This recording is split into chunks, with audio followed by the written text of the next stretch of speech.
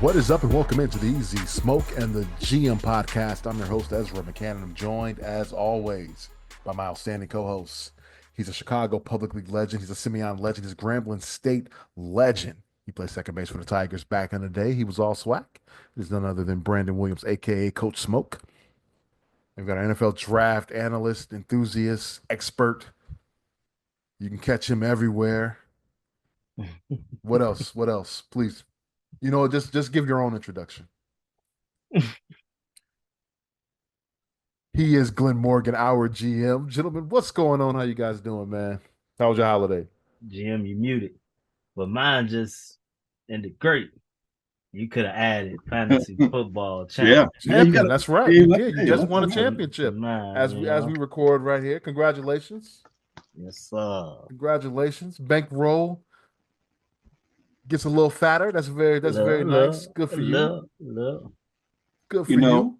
you know they say no one ever remembers who came in second. That's not true. Person who came in second remembers who came in second. That's right.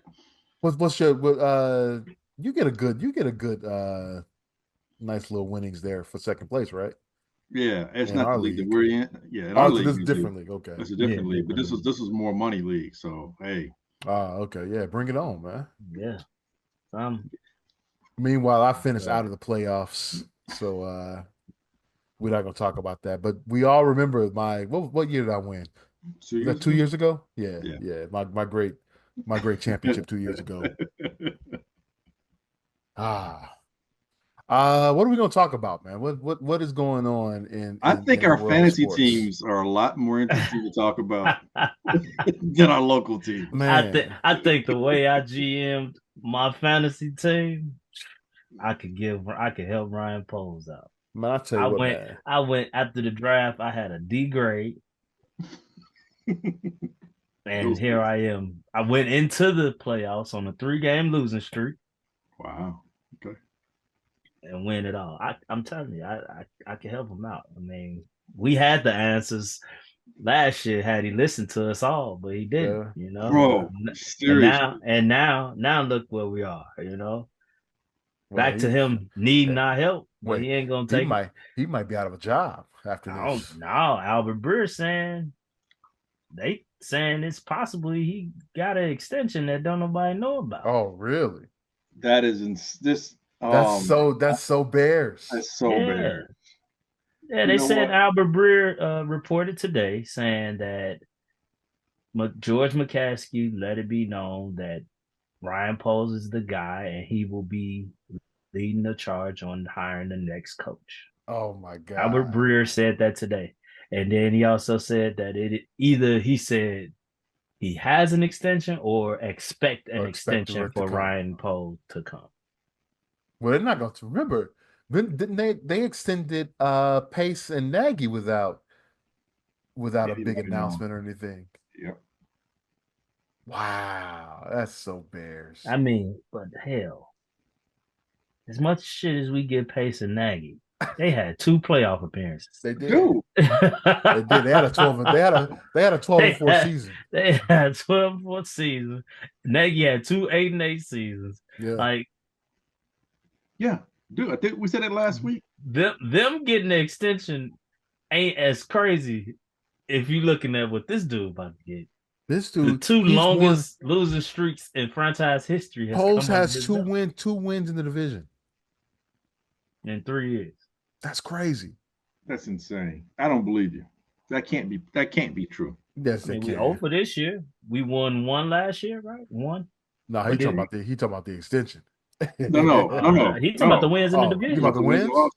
Yeah, we got Yeah, one 2. each year. We beat Yeah. Detroit 2 years ago, right? Yeah. And then we beat Detroit Minnesota last last year. We I beat am- Detroit last year. Yeah. So we got the 2 last year then. No, Oh, we beat Detroit Fields. 2 years ago. No. We lost that game. We should have won it. No. There were 2 games. I'm talking about not last year. The year before we split with Detroit. Hold So on, that's okay. Yeah. So we beat Detroit 2 years ago, and we beat Minnesota last year. And we beat Detroit last year too. hold on. Let's make. Hold on. I'm gonna go. We beat That'll give Detroit. 3 then. We beat Detroit. He's beat Detroit twice. He gave Detroit problems. He was getting fits. So 22 was their first season. I Lost think to we lost Green to Detroit Bay, both them years. lost to No, New York, or excuse me, lost Both to games. Minnesota. Uh, and then they went on a 10-game losing streak. So did not win one in 2022. Yeah, we lost to Detroit both games that year. did we What was the really? score of the Detroit game? Which one? The one at home, the first Detroit game. It Wasn't was that the 35-36 or something like that? Or they picked him off as a pick six. Uh, It was a pick six. at home, 31-30. yeah, so that was the game. He threw the pick No, six, pick six. and then he ran it Right. And then 60 some yards. I mean, 80 some yards to us to go ahead. Santos missed the extra point. That's what Detroit it was. came down and scored. and then we lost And then 40. we got drilled at Yeah, Detroit. 41-10 at Detroit that year. All We right. got drilled at Detroit. I So no remember. wins in 22. 23. You lost at home to open the season against Green Bay. Right. You beat Detroit and Minnesota. Lost to Minnesota at home. Justin Lost Fitzgerald, at yeah. Detroit 31-26. You beat Detroit at home 28-13 and lost to Green Bay. And beat Oh no, Minnesota. we beat At Minnesota. Okay, that's Minnesota. two. That was the 10-9 game, right? That's two. Yep. 12-9. 12-9. 12-9. 12-9. So those are the two division games. And then yeah. And yeah, So this year. So how 2 many? wins. So how many have we lost? We've lost 12, That's 2 and That's 2 13. and 13. 12. over 3 years. 13, 14, 15, 16, 17, and 1 to go. So 2 and 17. Yeah. in the Currently. division. Wow. We're gonna take the North, baby. That's crazy. You're going to extend this guy. Okay. That makes no sense. Okay. If Lovie Smith doesn't win, where's this organization? As bad as it is right now, where is this organization if Lovie Smith doesn't win that last game he has as a Houston Texan head coach, giving the Bears the first pick in the draft, which they traded with Carolina? Without the Lovey years? No. I'm saying without Lovie winning that last game. You mean in Houston? Yes, as a Houston Texan head coach, winning that last game gave us the first pick in the draft. Because Texans would have had the first pick, but the Bears ended up getting the first pick. And then they traded with Carolina to eventually affect getting DJ Moore. Right. And then Carolina being bad again gave us the first pick in the draft again, which we kept this time. And by we, I mean not you, I, or Brandon, but the collective known as Chicago Bears organization. Just how bad. I mean, so we had the second pick overall. They don't trade down. Do they trade down? They would have had to. I don't know who you're trading with. They would have had to trade down because they just need so much. They needed so much stuff. Right. They trade down, but what happens is you don't trade down with Carolina because Carolina wanted the first pick. Right. You trade down. You're not getting as much. Right, well, not only do you trade down, but because it's not Carolina, you're not going to be in position to get the first pick at the beginning of the draft, which turned out to be Caleb this year. Right. So, you're drafting Drake May. Or maybe you're sticking with Penix. Maybe you're sticking with Justin. Yes. You stick with Justin, so you're 7-10. You stick with Justin, and you could have been 10-7 if it wasn't for coaching. Yeah. Do you build on that with Justin? So that didn't happen. Let's deal with what really actually happened. Let's not deal with too much speculation. Let's deal. So we deal with what happened. So so in effect, you let Justin go because he wasn't the solution, and by effect letting him go, you more or less strongly innuendo that he's more the problem than the solution. Even if he's not saying he's the problem, you're saying he's more problematic than solution, related. And then you draft what's supposed to be the answer to your problems. And then you buoy him with skill players. and you change your offensive coordinator, that you you had a big hand. But you don't protect him though. Right, but No, exactly. but clearly thought that was good. Right, Thought that was fine. And not that, but what you end up doing is comically losing more games than you did the previous year. Mm-hmm. I mean, let's think, like, and you get an extension. And think about, and this is why I say the media. Oh my God! For some strange reason, it's like the media has such influence over Chicago. Because if you all go back to last season with Justin Fields' ups and downs, how often in the media they continue to beat in our heads that, and the offensive line is not that bad. It's not that bad. It's Jones not on the that ball too bad. long. Like, that's what they were saying so much of last year. To place everything at his feet. Everything. Mostly. I wouldn't say everything, but mostly. But mostly. Yes. And as the GM, you believed it right with him. I just can't get over that. I don't care what he brought in as far as skill positions go. Like one of my boys saying he brought all this stuff in. Like, you got to give him some credit for that. He thought, and that's where you mess up at. He thought what? That one player that he drafted was going to change everything around? Oh, he thought that if I don't draft this one player, I'm going to get killed. So as a GM, you're worried about public perception? Well, it's not even just that they didn't believe what they saw. It was analytics.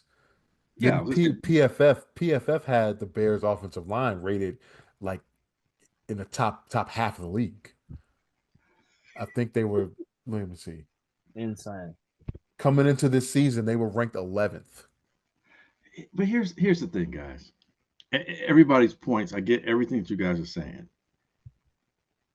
A couple of things. One, I don't know that Poles necessarily cares or is as focused, aware on his perception in terms of if he doesn't draft a player, how that may be. I'm not saying he is. I'm not saying he isn't. I don't know that that's his primary objective. I do get what you're saying in terms of the analytics. He seems to be of the mindset they look at all these analytics. And taking what you just said about the Bears offensive line, I can see where PFF may get those numbers, but a lot of that is, I would say, is predicated on how well the running game was. Let's not forget that for 2 years, just second season, so 22nd season under 22 and 23. 22 and 23. Right. Yeah. 2022, they led the league in rushing. And the following year, they were second in the league. The year before that, Khalil Herbert led the league in rushing yards per carry. Last year, I think he finished top 5 or something like that. He wasn't as good, but still effective. So your offensive line is not just great on how well you pass protect, it's also well on how well you run block, so to speak. But if your run blocking doesn't have to block as well because your running numbers show that you're gaining yards, in effect, it makes your run blocking look better than what it is. And Justin. Well, also Justin, yeah, exactly. That's the thing. Those numbers, yeah. Exactly. That's my point. As maligned as Justin is for not being the quarterback that passes for 4,000 yards, he was the most dangerous player on the field as on the Bears offense.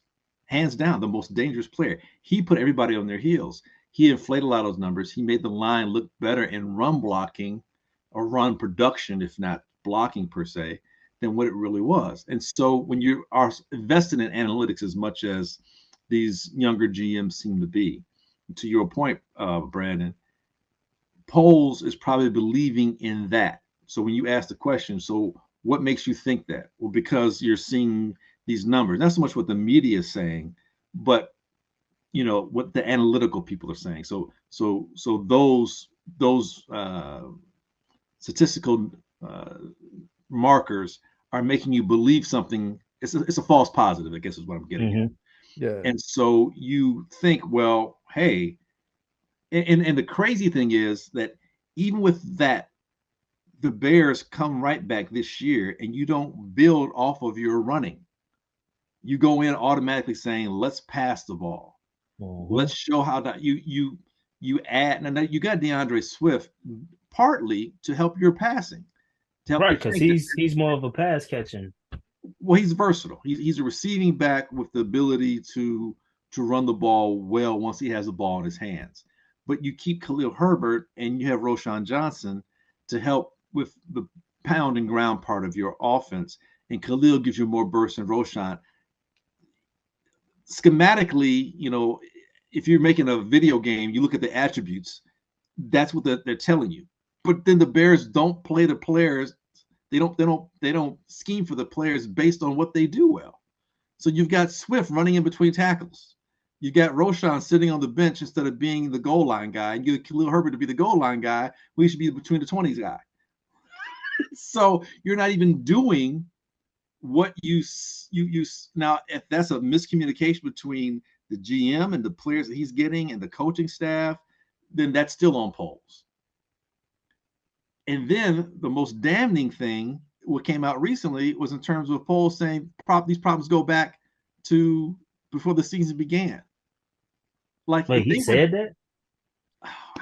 I don't want to misphrase it, but you've got, I want to say, the women on 670 The Score, I believe it was Dion and ESPN and ESPN. Peggy Kaczynski. Becky Kaczynski and Dion were talking about how they're saying these issues go back to before the season began. Like, you're seeing these things. So why did you? So you're saying that now? Like, why didn't you do something then?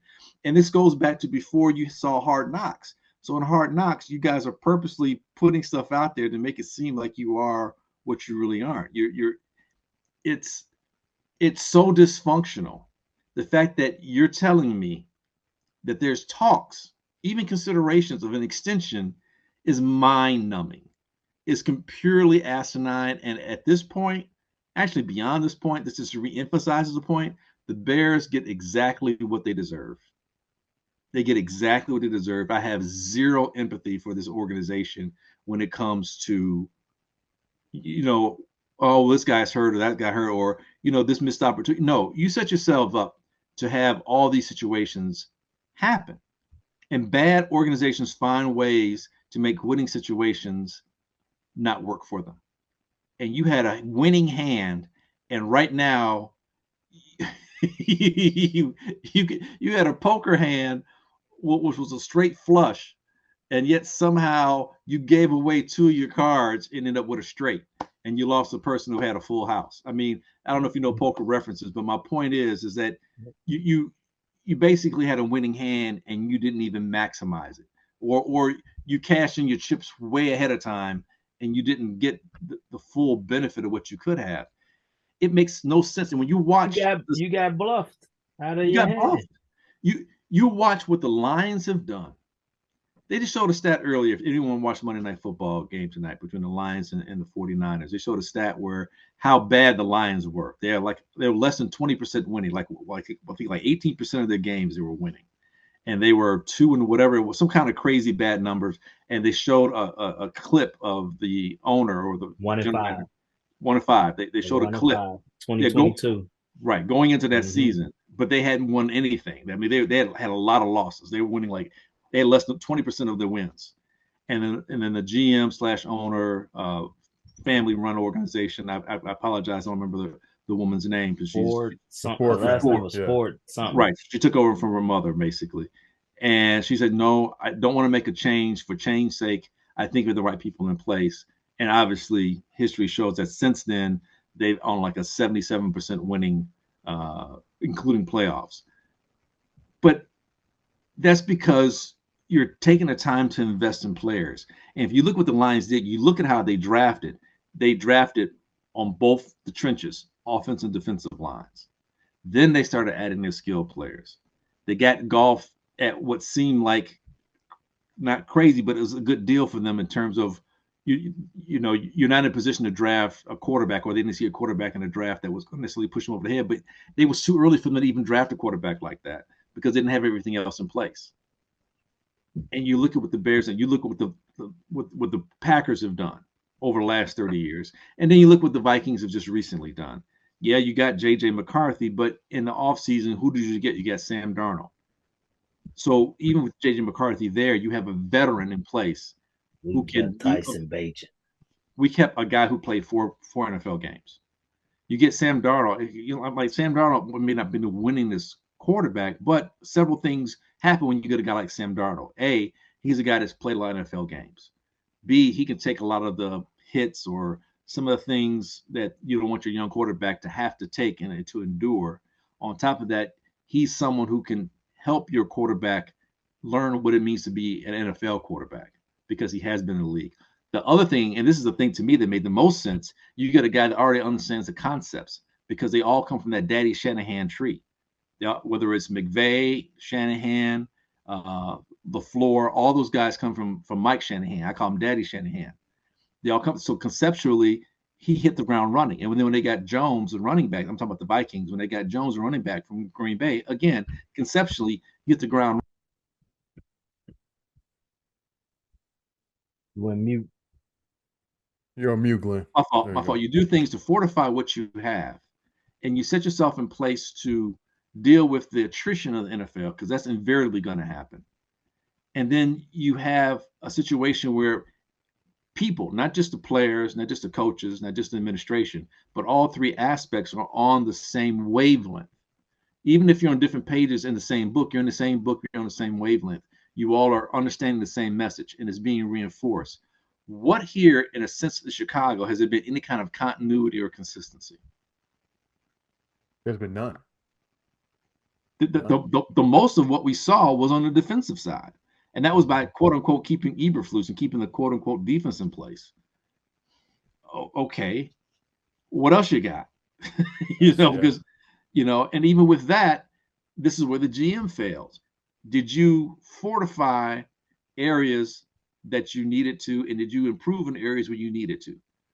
You didn't get another edge rusher until late, and you had to go into next year's draft to come back into this year's draft just to do that because you didn't address it. Something you haven't addressed since you've been here. He hasn't drafted an edge rusher of note since he's been here. This is his third year.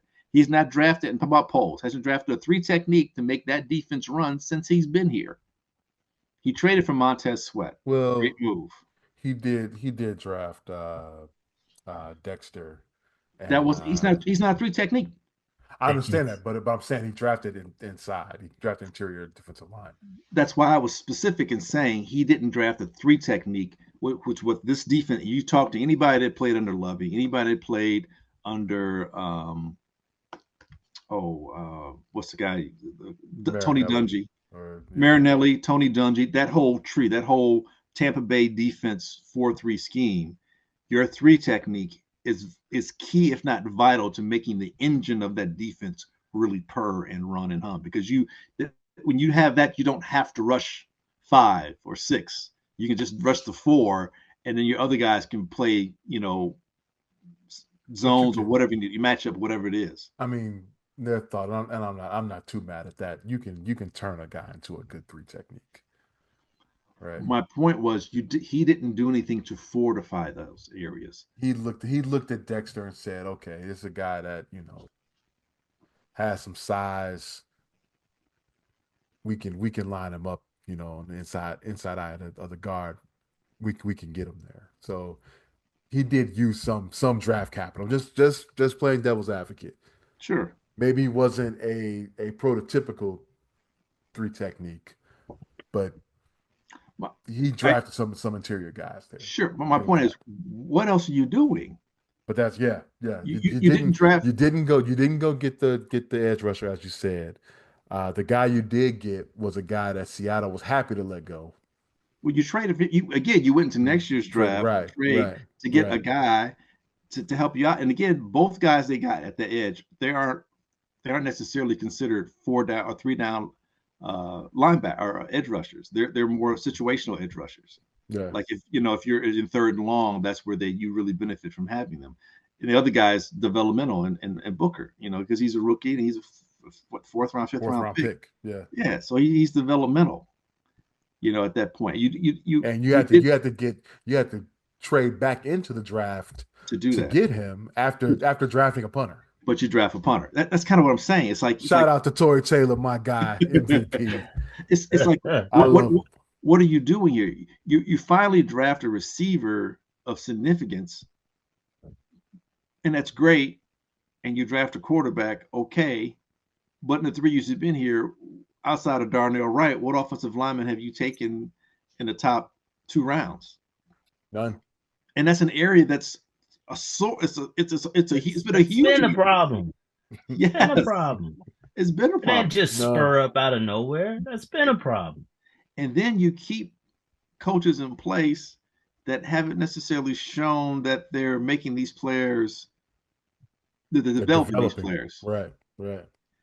And then you come back and draft, or you get Shane Waldron, when statistically Seattle didn't look much better than the Bears, but they had better talent. And you even have the condemnation of one of the wide receivers, Smith and Jigba, saying, "Dude ain't the guy." But you ignore all that, and this is who you entrust your rookie number 1 pick to be developed. Well, it was, but you know what? It was analytics again. Right. Analytics. They said, wait, he turned Geno Smith into a 4,000-yard passer. He's got to know what he's doing. Right, but you remember when we looked at it that way, we like maybe this is a guy that could come in and maybe instill something in Justin. Right, initially. Moving forward, because Justin is what is perceived to be a failing quarterback. Maybe he has some things in place to help Justin because he helped Geno. We never thought he was coming in to develop a rookie Caleb. Quarterback. Yeah. You get what I'm saying? And well, we thought it was a possibility. We knew it was a possibility. Well, we knew it had to be what it was at the end of the day because he was our OC when we drafted the kid. So we had to hope for the best. But hey. And so this is the guy who you want to give an extension to? And then you look at the Jalen Carter situation. Look, taking Jalen Carter number 1 didn't make sense to me considering everything following Jalen that year with the unfortunate death of his teammate, how he handled that situation, some of his history. Do you want to entrust your franchise to this guy? Now, when the Bears GM, but GM, sorry to cut you off there, no. When you say you didn't want us to do that,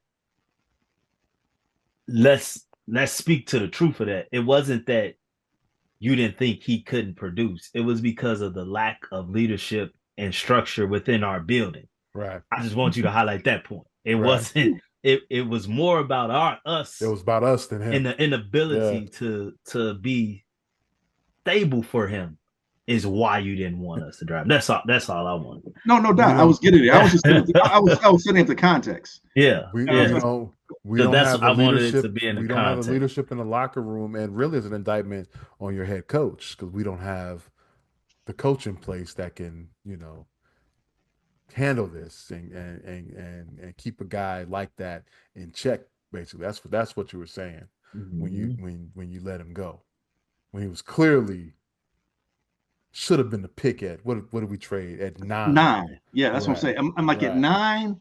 You might need to think about that a little bit more than what they thought. But again, I was going to say, but then I get it to your point, B, because of, again, as I was saying, Jalen, because of the things that followed him, it's like, is this the best place for him? Mm-hmm.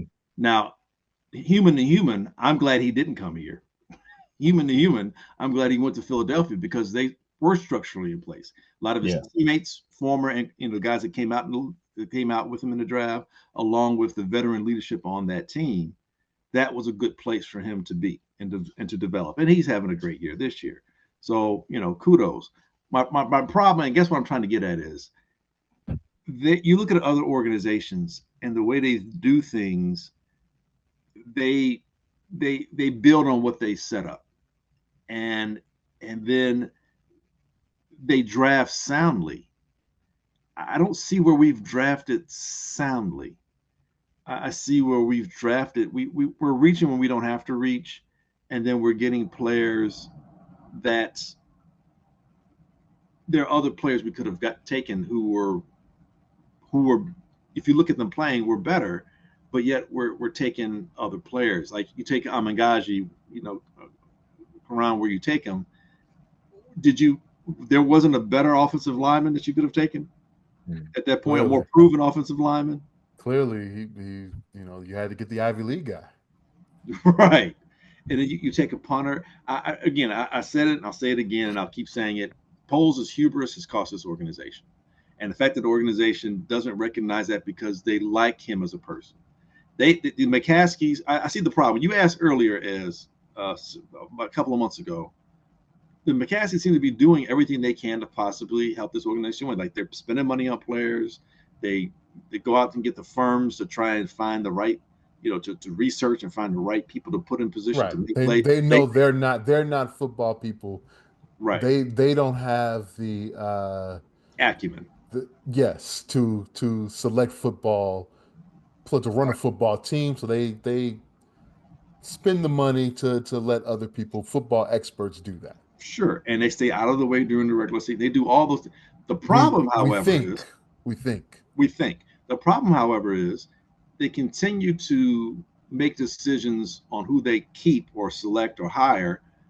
I think based on how well liked and received their personalities are, not necessarily how dogmatic they may be about what they want to have in place to win.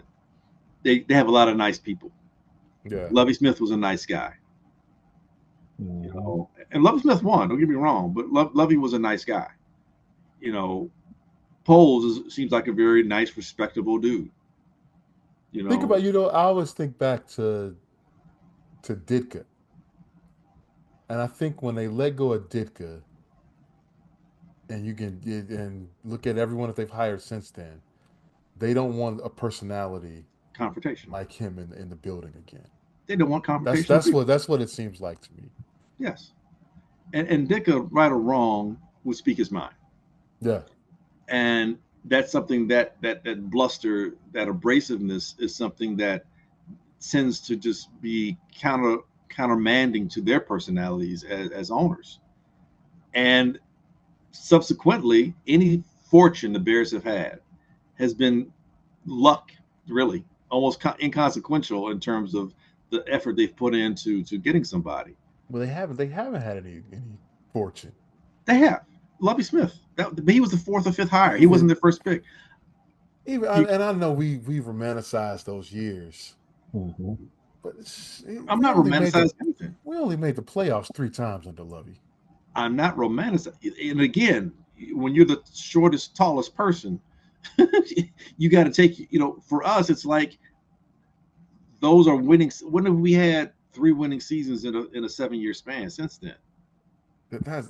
Or a 5-year span. I'm not saying it shouldn't be better. I totally agree with you. What I'm saying is, you get to a Super Bowl, that's success. The year before that, you got to the playoffs. Mm-hmm. That's success. You went from being bad to, you saw a progression. You developed players. You got 2 Hall of Famers out of that. Arguably, 2 other guys. 4, yeah, arguably, maybe 5. Yeah, arguably. Had you won that Super Bowl, you would have had 5. Arguably, Mike Brown stays healthy. Who knows? Maybe he's another person who may be Hall of Fame caliber. You develop players, more so on defense than anywhere else, but you develop players. So you got Dick Duran. You had 1 good season, but again, not the first hire. You got lucky with that. Wannstedt's the only person I can think of after Ditka where it was the it person that the Bears went and got. Everybody else was. He was the number 1 guy out there. Right. Everyone else has been the, I don't even know, secondary, like tertiary. Well, Jerron was definitely the second choice because no, he wasn't even second, bro. He was like third or fourth at best. Because what was my man's name from Arizona? And McGinnis. Dave McGinnis. Mm-hmm. Dave McGinnis. They announced the hire of Dave McGinnis without letting Dave McGinnis know that he was hired, and him accepting the position. Oops. Yeah, Dave McGinnis said, "Yeah, I'm good. I'm out of here." Which he didn't do much anyway, so it's it's a fait accompli. He didn't, but it's just the way that the organization, botched that. You don't get my guy who took the Tampa Bay to win their second Super Bowl. Bruce Arians. Bruce Arians, who was coming off of being coach of the year. Yeah. With an organization where he was offensive coordinator and took over because Pagano had cancer, and you had a rookie quarterback come in and Andrew Luck, and you're coming off of a 2-14 season or a 1-15 season. But you let Arians go for the guy that wrote the book on leadership. I get that. Tressman. Mark Tressman. Yeah. By the way, he's in San Francisco, right? in Chargers. He's on the Chargers staff with Harbaugh. Where he should be as a position coach or whatever. I think he's an analyst. He's an analytical guy. Good spot, in the background. Clearly, his book on leadership was the bestseller in Canada. It was a good book. I did read the book. It was a good book. Yeah. So the Bears. So that's where all I have to say. The McCaskies are a big part of the problem. And if you're going to re-sign Poles, just like you re-sign Pace, and you're enamored with them as people, however they're talking to you, however they're convincing you of something. And this is where I'm like, Kevin Warren, like, what are you doing? Like, seriously, I'm looking at you sideways. No stadium deal is done. I don't feel like we're any closer. And this team is it's crumbling before your very eyes. It's disintegrating. This is the shittiest season I've ever seen in my entire effing life in Chicago. And I'm talking about 50 years of effing bad football. 50 years of football. This is the worst I've ever seen it. You know what was? Is it? So we. Yes. Yes. Because of the expectations. Right. What we all thought. Let's look at. So you have one way of looking at how to do it, and you got one way of looking at how not to do it. And those are two different teams in the NFL. Two teams that played each other the last 2 years. The Washington Redskins. I mean, who? Whoa. Hey. Racist much? Some of your best friends wear hoods with holes in them? Like a lot of bedsheet friend fellows you got there? Man. We don't use such terms anymore. Man. I apologize. The Washington Commanders and the Chicago Bears. So let's look at Washington. They got new ownership, correct? Yep. Yes. So they got a new GM, correct? Everything's new. New president, or do they even have a president? Everything's new, bro. Everything's new. Yeah. Top to bottom, coach, quarterback. Staff, quarterback. Every single person contributed to the level of success they had this year. Every single person. Every single person. On our end, we got a new quarterback, new president, I guess. Because whatever Warren is. New OC. New OC, right. And we were the team projected to improve. Challenge for the division? We regressed. Wait, you said charge it to the division? I said challenge for the division. Oh, yeah. We regressed badly. Within the same season. Like we were from sugar to shit. We were 4-2. We badly. And that organization has elevated. They are looking to possibly make an 8-game increase from one season to the next with a rookie quarterback. Mm-hmm. With a head coach in Dan Quinn, that's a defensive coach. I can care less how now all of a sudden everyone is saying, well, he went to a Super Bowl. Yeah, the same Super Bowl that y'all give him shit about to this day because he blew a 27-3 lead. Let's be real here. A Cliff Kingsbury that you all killed in the media for not being able to withstand an offense that can go from the first 8 games to the back 8 games. Mm-hmm. Now all of a sudden these guys are geniuses. No, they're good. I'm not going to sit here and say they're not contributing to what's going on over there, but they have a plus multiplier in the quarterback and other players. They're just not household names, and that's where your GM does his job. But the quarterback, Mm-hmm. The one that we didn't really get into. I sat and watched so many Washington Commanders games this season. It ain't all scheme. It ain't all scheme. It's that kid making stuff happen and keeping things moving for that offense. We don't have that. Yes, we do. No, we don't. That's what 4,000 yards. We don't have, yeah. And we saw finally when the game is so tight from start to finish, he can't even get to 150.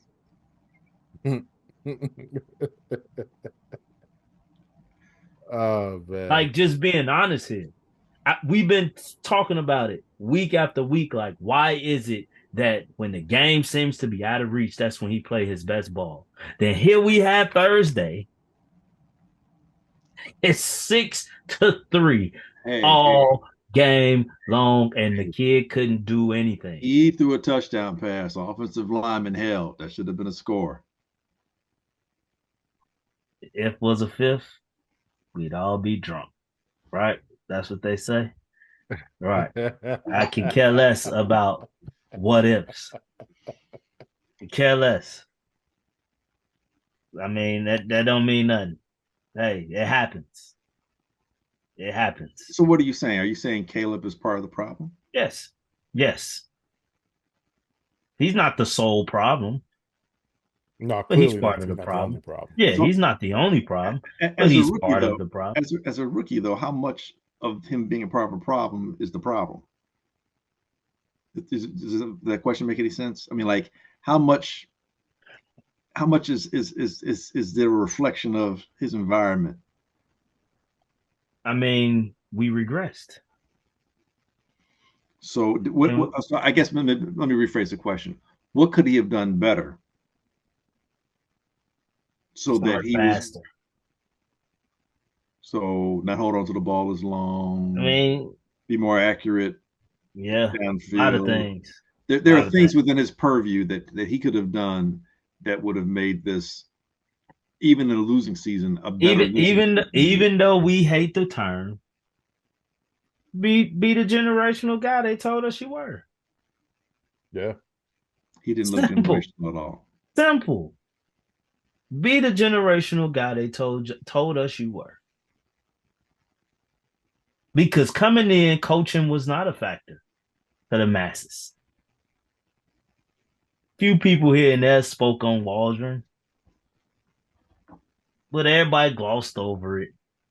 They did. Like this is he was supposed to be able to overcome the shortcomings. He couldn't do it. Instead, we couldn't even match last year's. Yeah, the goal with less talent. He should have been at least as good as what we had last year. The numbers mean nothing. Nothing. Yeah. But what do you? He's passing. He's doing all the things that Justin didn't do. That's what the numbers say. Well, numbers clearly are wrong. Well, no, think about it. Hold on now. Let's. No, they are. Well, dude, he's run for what? He's like the third or fourth rushing quarterback in the league or something like that. He's got almost close to 350 yards rushing. He's throwing for over 3,000 yards already. His touchdown interception ratio is like 3-1. I mean, the talent around, I mean, they're not winning. The coaching has clearly been an issue. You fired your offensive coordinator and your head coach, and you've elevated the passing coordinator all the way to head coach. You know, the decision making in terms of late in the game is not going to be on a rookie quarterback. That should be coming from the guys on the sidelines, and they've blown that time after time after time. I'm not putting that on the rookie. And so you have a quarterback here. You have a quarterback here who, with as bad as his offensive line has been, with as bad as the coaching staff has been, will have the best numbers. And again, tallest, shortest person. He'll have the best numbers of any Bears quarterback in their first year ever, by far. So that's something to build on. So how much of him is really issuematic? I say all that as a devil's advocate. because But I number think one, how How many quarterbacks have meaningful we are had in year one? but forget all that. How meaningful are those numbers? Yeah. In the yes, last That's in the the last 10 question. in the last 10 weeks, all those numbers have come when the Bears are down 20. How meaningful are those numbers? yeah. I just want to hear y'all say it. I'm putting it out there No, because it's these are the arguments people are going to put out there because I've had a person say, "Hey, look, Chicago, you guys are crazy." Like a person who doesn't live in the Chicago area, wasn't born and raised here, but it lives here now. It's like you guys in Chicago are upset that your quarterback is not doing X, Y, Z, and you want the other guy being Jayden Daniels probably. But look at what your quarterback's done in the midst of chaos in year one. It's like take a breath, build around them, you'll be okay. they You aren't they guys aren't lose. watching the games. And that's what It's it always has been when it came to Bears quarterback. They do not watch Bears football. These people do not watch Bears football. They watch the box scores. That's why so much during the Justin Fields era, it was deemed that he wasn't doing enough to win games. when he When was if you carrying the watch team. the games were always in reach, and it was always because of him that we were even in these games. Yes. Yet in this instance, they're seeing these numbers. They're seeing that sometimes we fight back to make a game look competitive in the end, but not realizing that he does not get these numbers until the score is we're already down 2 possessions. And then clearly defenses are laying off. Clearly they're laying off. Because as we saw, Minnesota game, it was another game that I can't think of right now, but we definitely saw a Minnesota game. New England, You get up, no, we ain't do nothing. Arizona. New England game. But I'm That's what saying I'm the saying. Minnesota game, you come back, you Oh, you get about to come back? lucky, Okay, get come back. lucky, get it tied to get to Green Bay, overtime. Green Bay. No, we the kid got blocked. But the Well, we Detroit came back game, though. it was the Detroit game. It was the home. Was it the home Detroit game? No, Thanksgiving game. Thanksgiving game. They blew it again, but calling They timeouts and blame stuff. that on the coach. But either way, I'm gonna stick to the Minnesota game. You bring us back. Everything looked like okay. The offense is flowing. Then we get to overtime and boom, back to holding the ball. You freeze up again.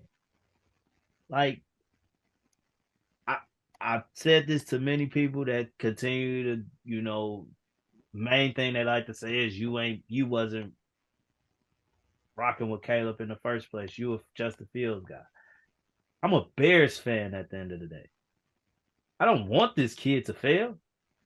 No, I'm just speaking the facts of what I'm seeing. And to me, he does not play winning football right now. He does not play winning football right now.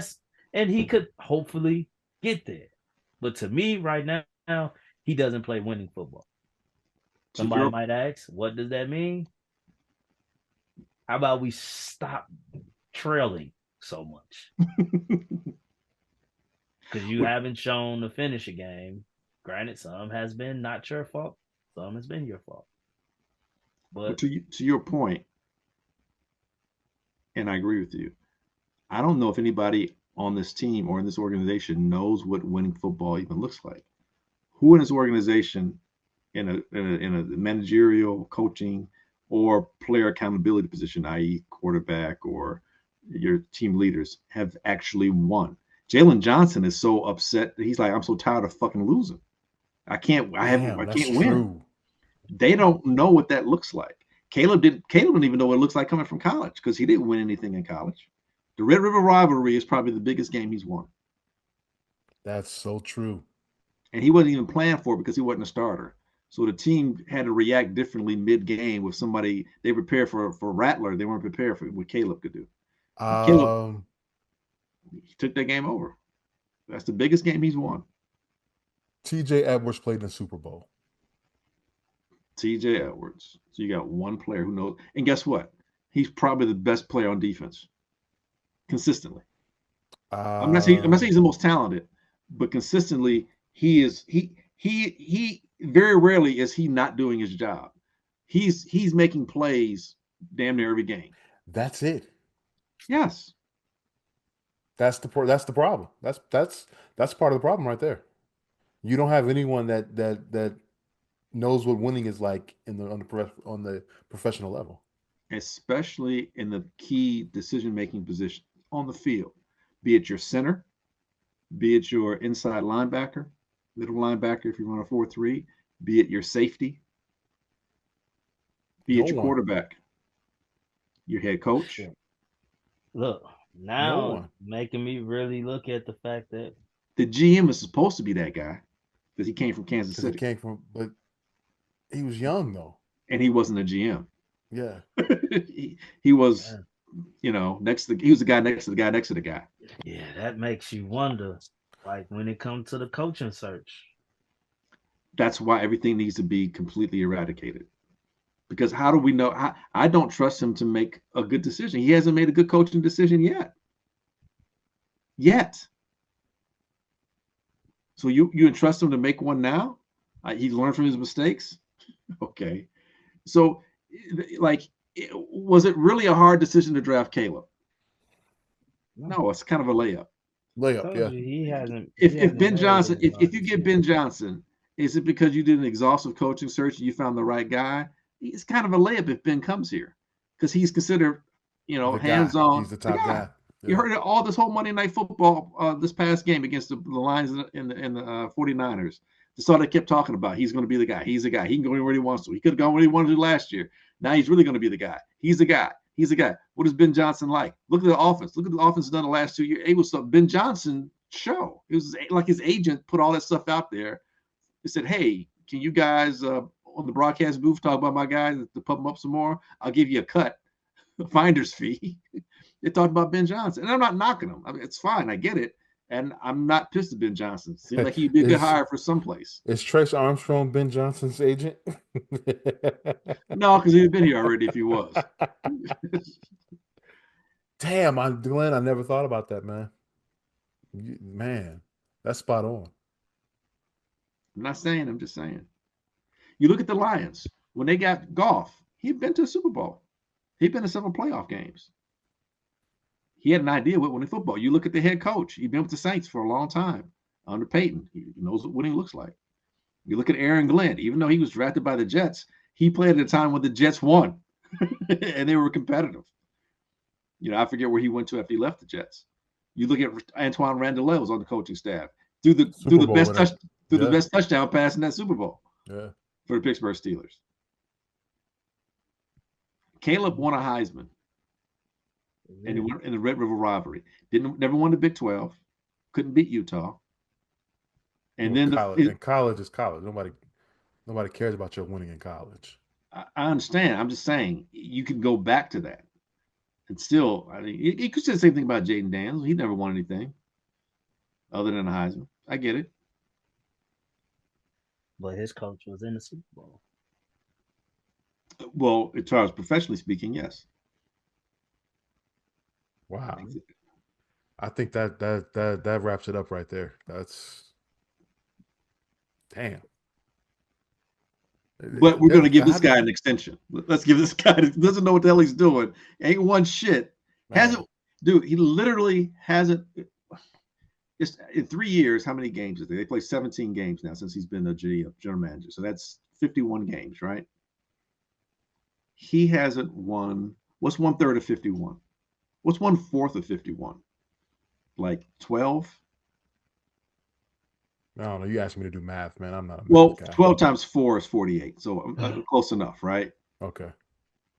If you want to, 13. By the time the season's over, be close. If you want to say 13, 12.5, whatever it is. And how many games? It's 4, 7, that's 11. And then what? 3 the year before that. So that's 14. So he's barely won a quarter of the games as a general manager. And you want to give him an extension? Hey, look, man, I don't like using the N-word, but N-word, please. Yeah, you're out of your effing mind. Yeah. That is insanity. It's insanity because you're doing the same thing expecting a different result. It's insanity. And that's why I say go F yourself. You get what you deserve. I got nothing else to say. I think we should call it right there. Mm, Jeez. That was it. We'll talk about the other stuff later on. And on that happy note, Yeah. Let's go to Happy New Year, picks. everybody. Yo, I do got some good news. Glenn, you went 3-0 last week. What? Picks, yes. Over 500, baby. You are now 20-18-1. Smoke, you went 2-1 last week.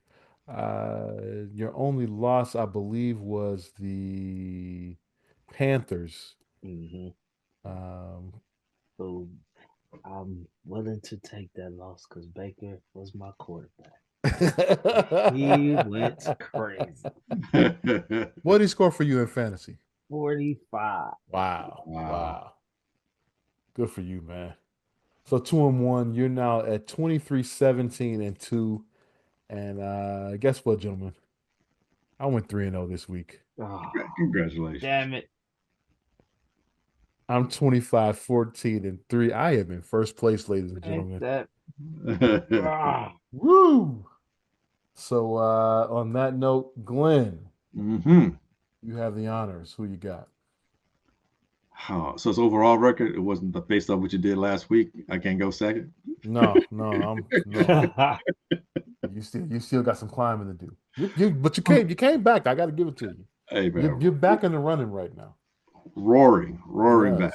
Yes. Well, with that Lions roar, I'm going to go against the Nittany Lions and take Boise State plus 11. They're getting 11.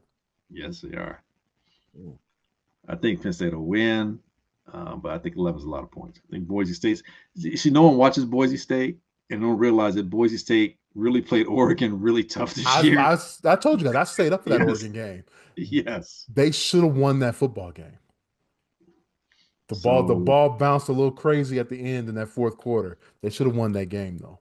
And consider how Penn State came back on Oregon State, and Penn State's not the most offensive.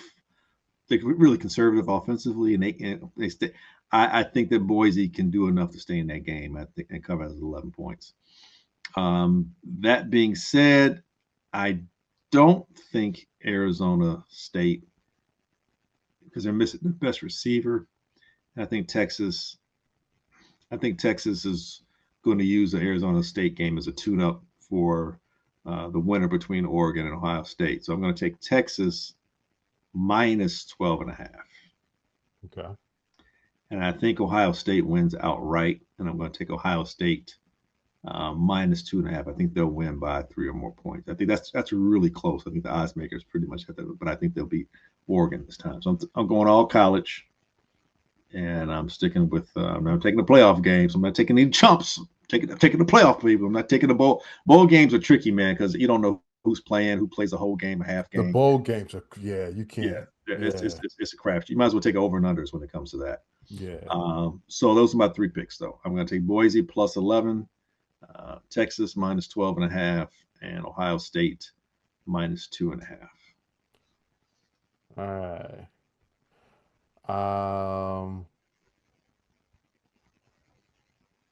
Let's see. I am going to I'm gonna go opposite you. Oh yeah, you're right. I'm sorry. I'm not used to being in first place. I'm sorry. I've been picking second all year long. My bad, Smoke.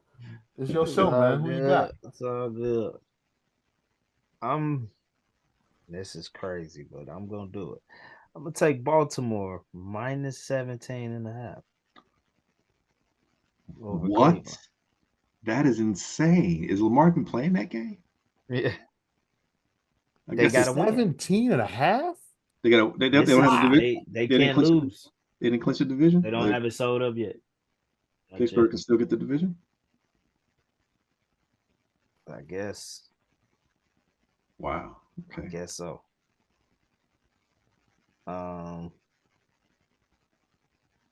These spreads are crazy in the NFL this week. I'm gonna take I don't know if I want to do that.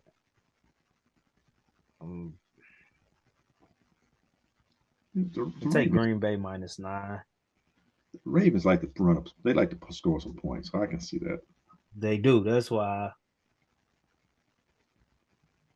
Especially against a division rival And like Cleveland. these jokers. I'm taking Jacksonville +5 versus Indy. Watch they What? show up for that game, bro. Mac Jones? You taking the fighting Mac Joneses? What was that? Yeah, minus yeah. -5? -5, +5. But +5. I mean +5. Jacksonville. +5. Okay. Brian Thomas Jr. and Mac Jones. Who would have thunk it? All right. Ravens -17.5. Packers -9. Jags +5. All right. I'm gonna take Oregon +2.5.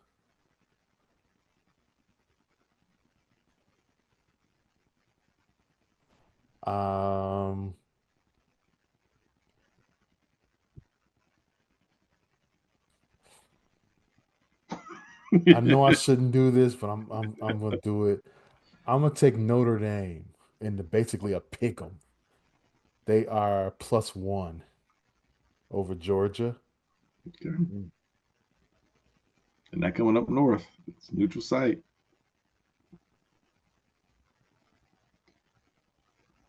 And I know we just talked bad about them the entire episode. Bears. I don't expect them to win, but I'm gonna take those 9 points. I'm gonna go Bears +9. You are the ultimate homer. Bears don't deserve your loyalty. Yes. Well, I didn't say they were gonna win. I just said plus I'm just saying they're gonna cover. That's all. Again, they don't deserve your loyalty. Right. The fact that you think that they actually cover, they can score 3 points at home. But hey, they're going to cover 9 points against their rivalry has been kicking their heads in for the last, I don't know. Like LaFleur's never lost. Final game of the year. LaFleur's never lost, and they need to win this game because they just lost to Minnesota. They did lose to Minnesota. Yeah. Good luck. It's going to put a 30 spot. It may be like 30-10. I hope not. I hope so. I hope not. Get rid of everybody. Yeah, that's what I'm gonna do. That's what I'm gonna stick with that. That's 2-1. That's 2-1 right there. I know what the other two games, but hey, that's gonna do it for this week's edition of the Easy Smoke and the GM podcast. I want to thank everyone for listening. We greatly appreciate it.